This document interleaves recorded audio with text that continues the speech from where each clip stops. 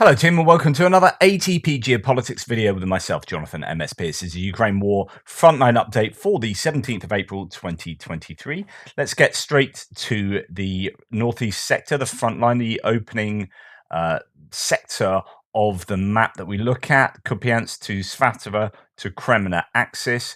On my map, that looks rather like this, where you've got Kupiansk up here, Svatova down here, and then Kreminna just a little further to the south. Not really a lot to report. If we go to the we go to the Rybov pro-Russian source, says that in the Liman sector, Russian troops continue their offensive against Ukrainian positions in the Avdivka area.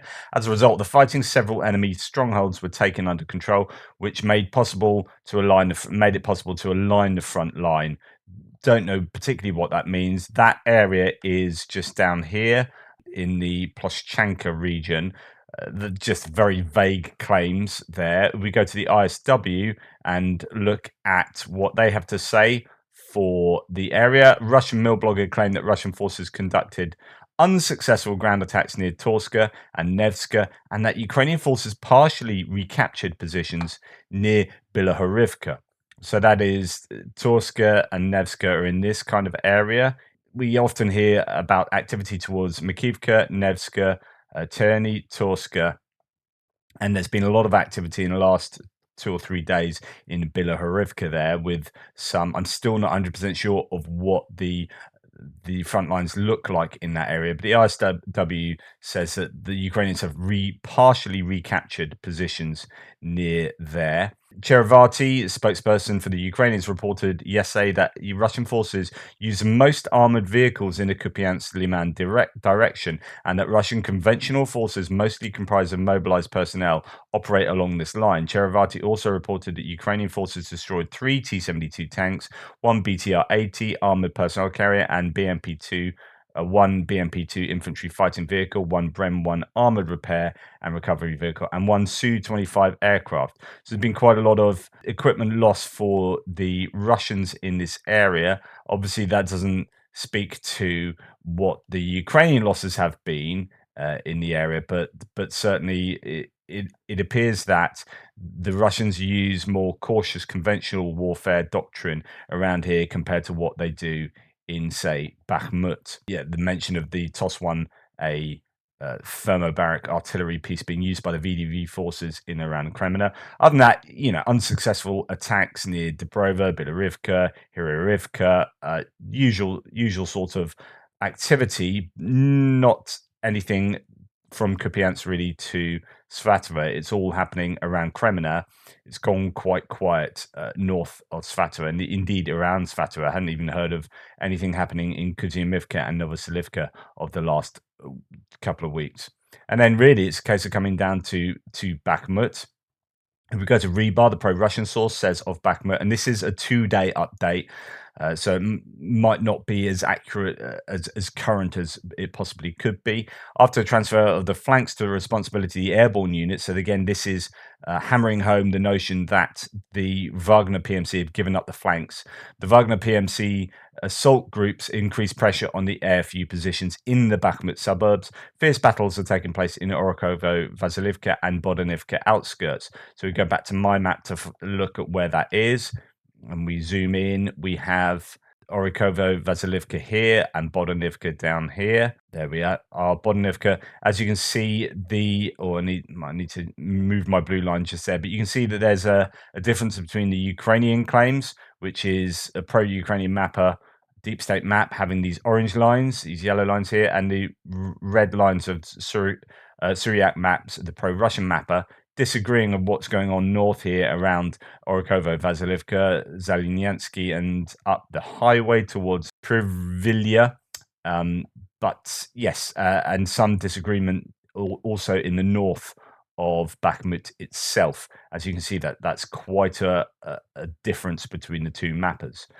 To continue with Rybov, in the northwest of the besieged Bakhmut, Wagner PMCs proceed to actively advance in urban blocks. The Ukrainian units retreat to the railway station area, which is currently one of the central defense hubs. There's talk about, who controls this railway station, the grain elevator around here. So the Syriac maps has that under Russian control. Pro-Ukrainian maps has that under Ukrainian control. So there is some disagreement. I've left my blue line somewhere behind because it's just, I'm unsure.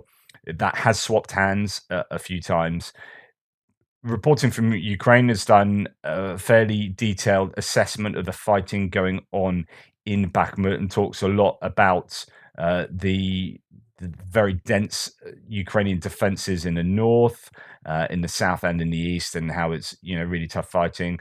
Quite positive for the Ukrainians in that respect, although there seems to be some advancing for the Russians in the southeastern sector here. So this was a much larger area that was controlled by the Ukrainians, but they have retreated further and further, and they're getting closer and closer to the railway line here. And both mappers agree that the Russians have made gains in that area.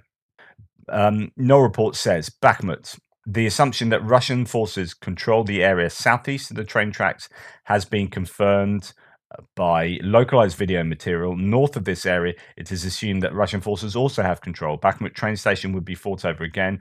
Both need confirmation. So if we look at the map here, if I can just zoom in a little bit.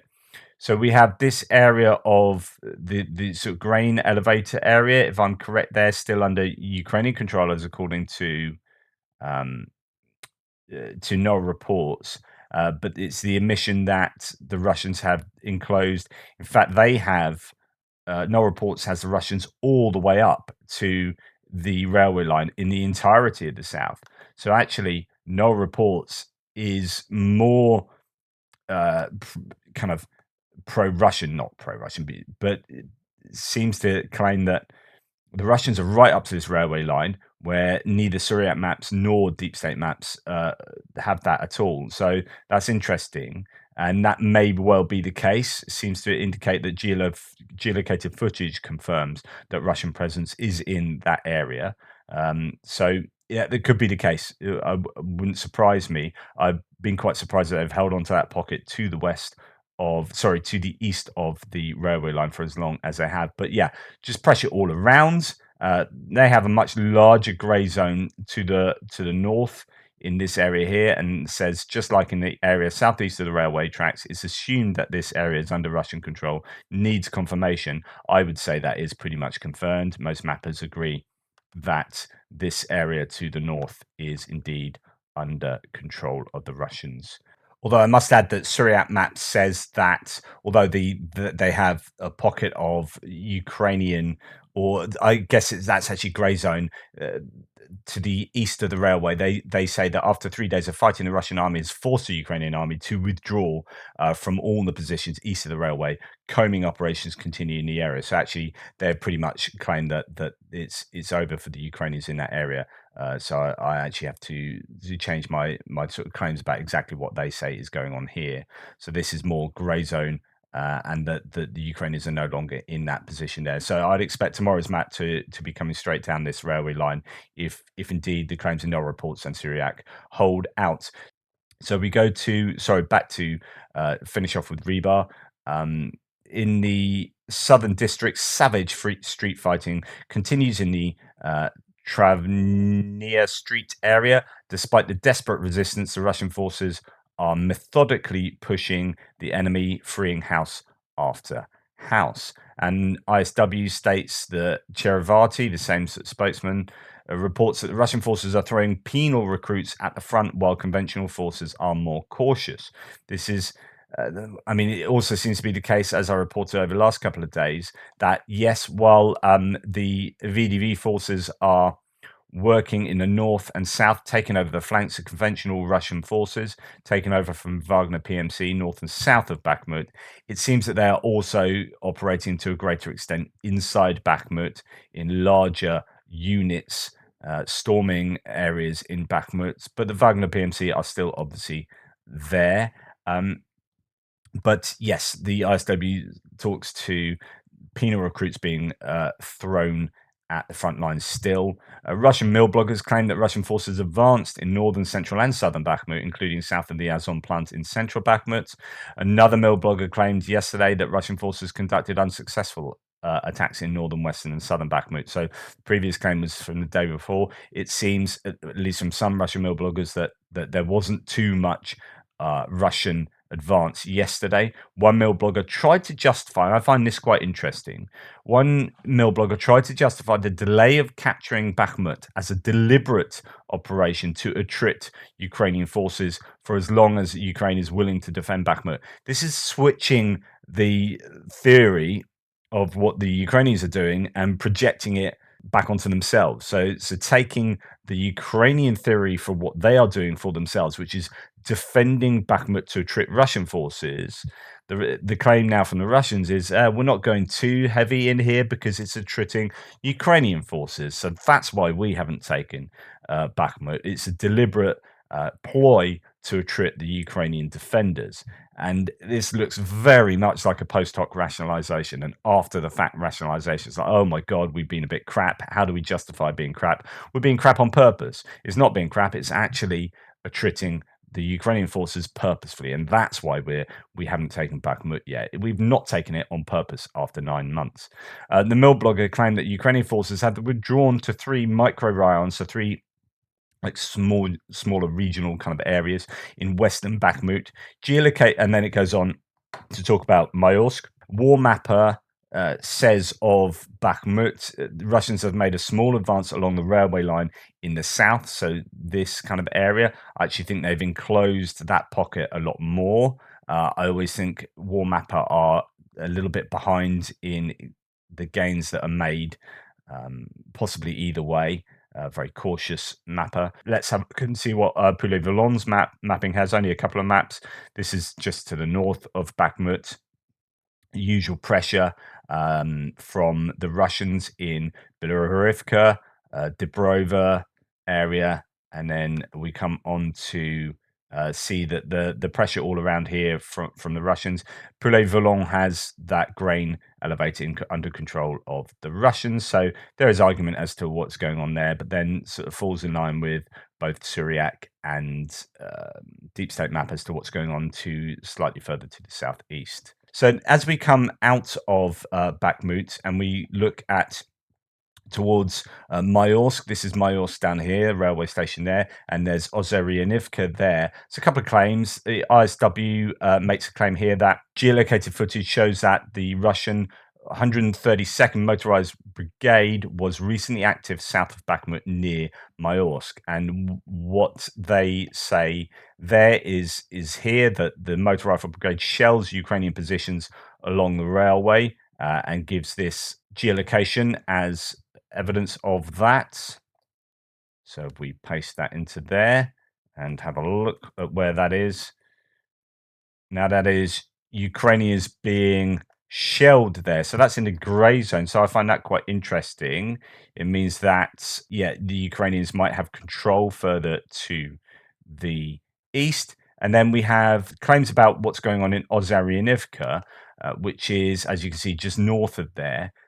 Claims from War Monitor that there's a counterattack in that area.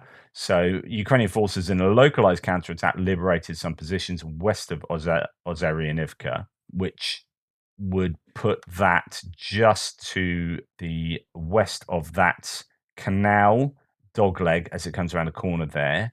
And there's actually some other geolocated claims. So between Mayorsk and Ozeryanivka, the supposed Russian command and observation post was shelled by the Legion Freedom of Russia on Ukraine's side with mortars, and this is the geolocated coordinates for that. So as you can see, that's further down south between Ozeryanivka and Mayorsk. There's shelling of the Russian command and control position there. So activity happening outside of Bakhmut. We haven't heard too much about these areas over the last few weeks, but there is obviously activity taking place. As we come out of this Mayorsk area and come further down south to Avdivka, we have the usual reports of repelled attacks pretty much all around Avdivka. The ISW mentions the usual culprits. Novokalinove, which is to the north of Avdivka, Severny, Vodyane, Pervomaisky, and then Marinka further to the south. There were Russian claims of some advances near Stepovo, that is just here. As Krasnohorivka, there was that attack from Krasnohorivka. They took over that settlement and then tried to bust towards the railway line here, and there were Russian claims that they actually advanced over the railway line and took Stepovo, but that was all a little bit too hasty. It's unsure of exactly what's going on there. There's a bit of mapping difference between, say, Syriac maps and deep state maps of Russians and the Ukrainians, but it looks like they are at the railway line or thereabouts and trying to make gains towards Stepovo, as they talk about there. I've just played around with some mapping around the Kamyanka area to try and get a bit more accuracy there. Still haven't moved my blue lines, unfortunately. So yeah, just the usual claims of repelled attacks. No territorial gains for either side, as far as I can work out.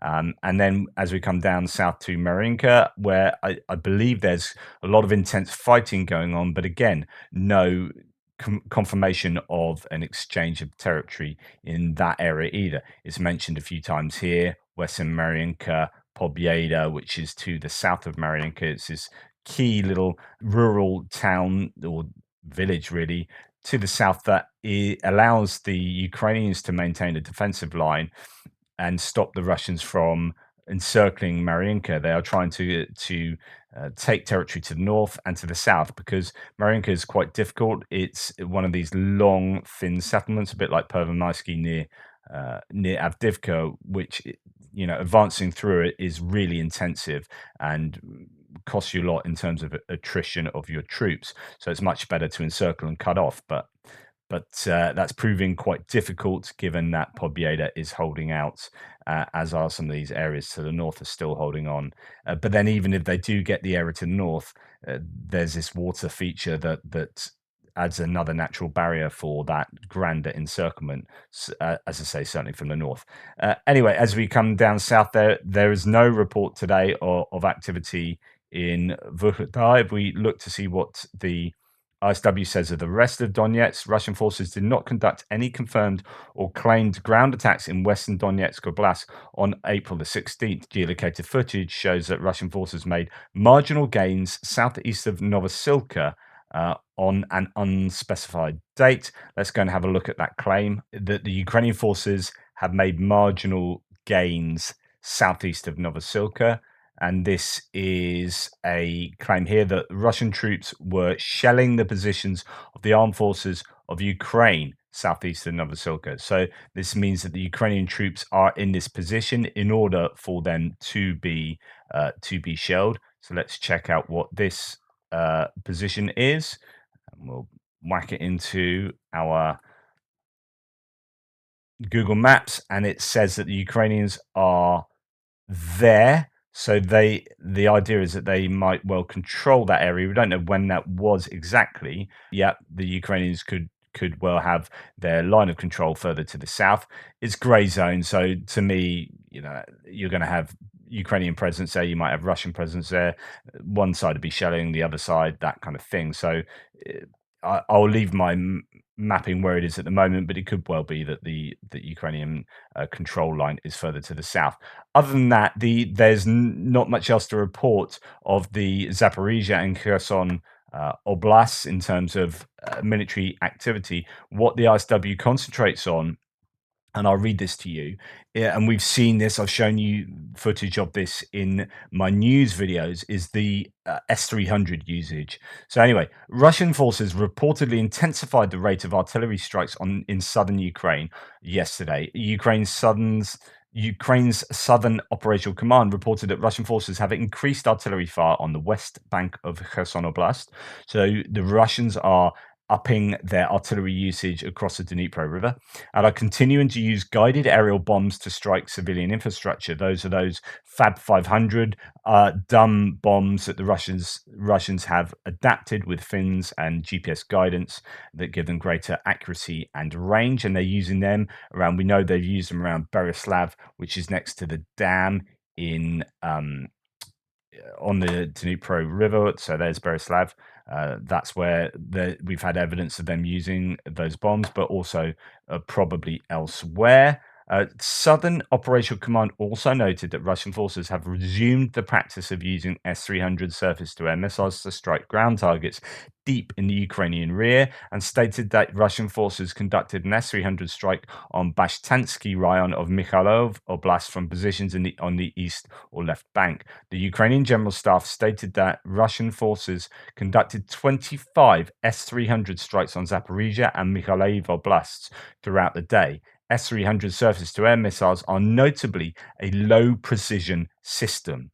And this is what I've been talking about the last few days. Russian forces additionally conducted routine shelling along the front line in southern Ukraine yesterday. So this is to say this is the Mykolaiv Oblast. If we look at it on the war mapper map, it might give you a better idea.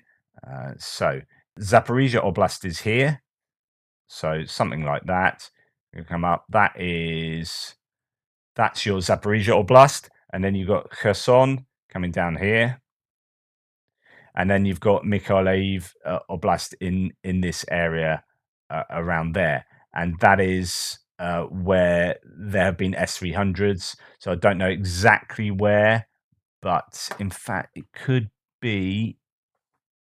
Yeah, I don't know if that was the town there. So anyway, S-300s have been used there, in Zaporizhia a lot. S-300s are routinely used against Zaporizhia, but it shows that I guess, I mean, I did predict that they'll be used more and more of these missiles because they've just got loads of them.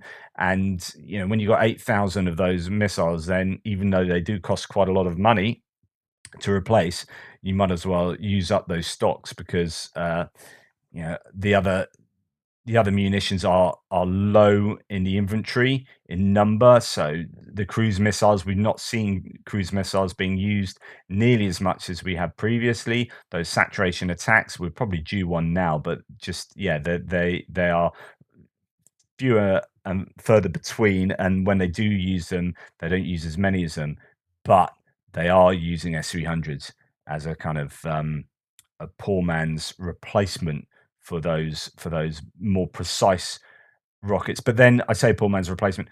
At the end of the day, although they're less accurate, they are virtually impossible for the Ukrainians to shoot down because they are ballistic missiles that take a trajectory that their air defenses presently have no ability to shoot down.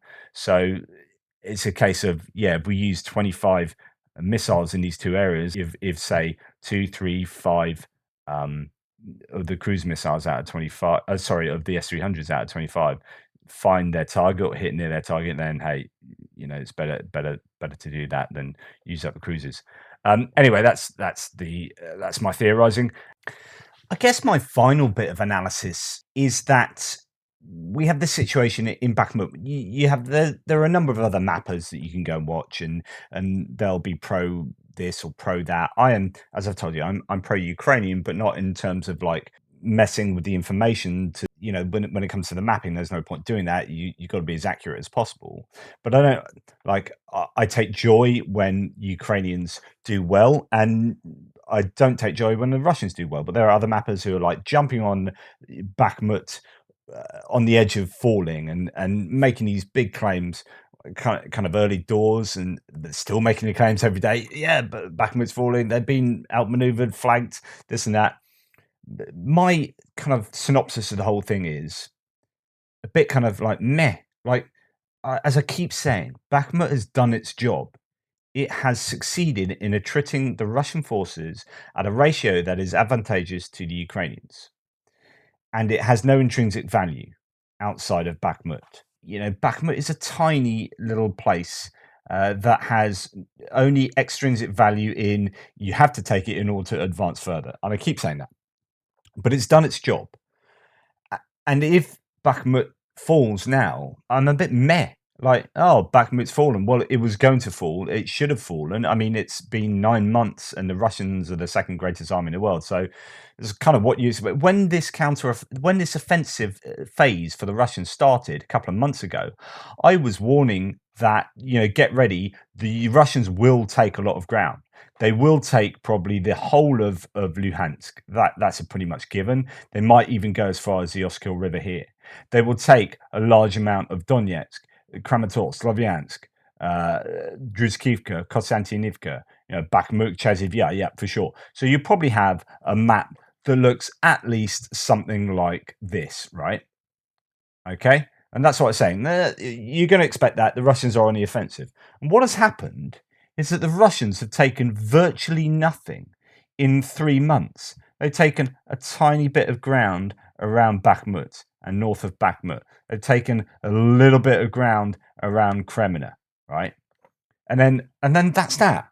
And so if Bakhmut falls, honestly, it will give the Russians this big old PR win, but it's worth nothing. So I'm really ambivalent about Bakhmut falling now because it has already done its job, and that's the point for me. If Bakhmut goes to the Russians now, you've lost Russia. You've expended so many troops and so much effort, so much time, and your troops have been fixed there that you've been able to achieve nothing else. That is a win. This is as good a textbook example of a Pyrrhic victory you will get, where your troops are expended and then vulnerable to a counter attack, and you won't be able to take any more after Bakhmut. Job done. So yeah, Bakhmut might fall in the next week or two, might fall in May, beginning of May. But when that counter-offensive happens, you will realize the importance of Bakhmut served for the Ukrainian forces. My opinion is I'm pretty sure about this, which is that Bakhmut has been a success for the Ukrainians. It's been a costly success. They have taken a lot of losses, of course, but the losses for the Russians, I am absolutely certain, are to a large degree far greater than the Ukrainian losses.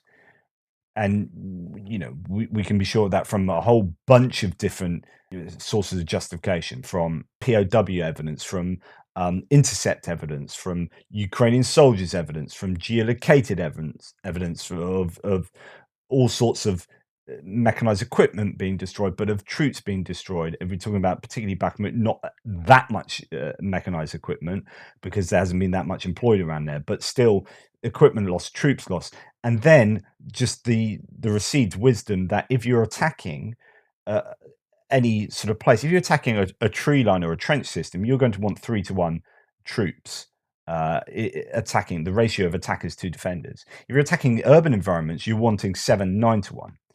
The Russians haven't had that. And if you don't have that overwhelming advantage where you can have firing positions everywhere, lots of different positions firing on one area to be able to overwhelm it and take that urban kind of objective. If you don't have that, if you're basically fighting at a 1-to-1 ratio, maybe a 2-to-1 ratio with Wagner convicts with that time of human waves, then you are going to take much greater losses than the defenders. It's just that's what's going to happen. And so it seems indubitable for me that that's what's taken place, and therefore Bakhmut has been a success for the Ukrainians. That's the end of the Frontline update for today. Please like, subscribe, and share. Really appreciate you hanging out here to get your information. Check out my extra video that will be coming out later. Hopefully my brain will start working a bit better then. I think my MS, I've had a pretty tough couple of days, and I think my MS is catching up to me. So apologies if my words aren't as precise as they should be. But hey ho, that's life. Toodle bits. Speak later.